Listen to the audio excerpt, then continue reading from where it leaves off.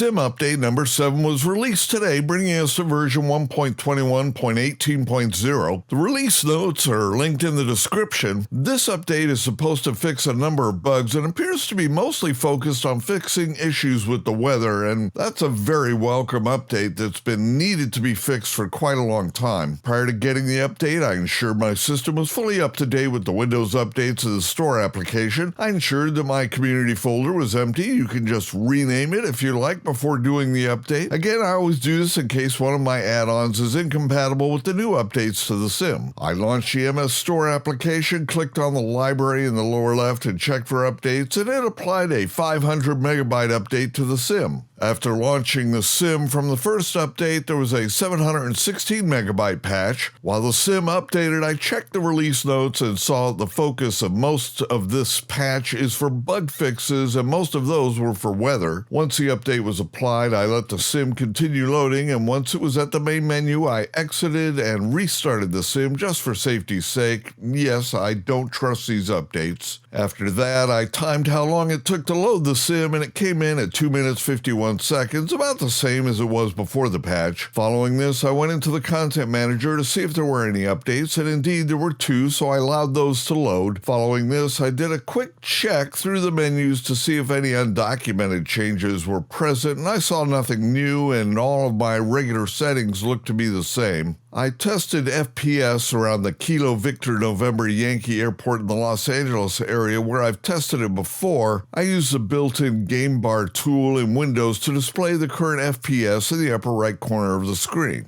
The FPS was consistent with my previous experience, about 30 FPS on average, and in keeping with my pre-patch performance. I've always used a flight down the Thames in the London region as an FPS test as well, and while my FPS was normal and consistent, there were a bunch of pretty big stutters. No freeze-ups, but the stutters were much bigger than what I was getting before the patch, so I'll need to do a bit more testing on this issue.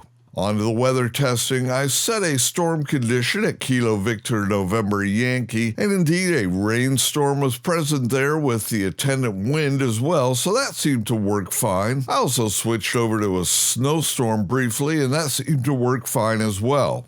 Checking the U.S. national weather, I saw that Nashville, Tennessee was experiencing a pretty severe snowstorm at the moment, so I headed over there and started a flight, and indeed a heavy snowstorm was present. The weather effects looked pretty good as well. So far, so good for live weather. Next, I headed up to a little town just south of Olympia, Washington in the Pacific Northwest of the U.S. where a severe rainstorm is in progress. I set live weather there and indeed was greeted with a severe rainstorm. So all in all, it looks like weather issues have been resolved that we were seeing before. Let's hope the next patch doesn't break it again. In conclusion, the patch went pretty smoothly. I had no issues other than the new stuttering around the Thames River area. Okay, that's it for this brief video. If you liked the video, please hit like, as that helps other folks find it. And until the next video, take care.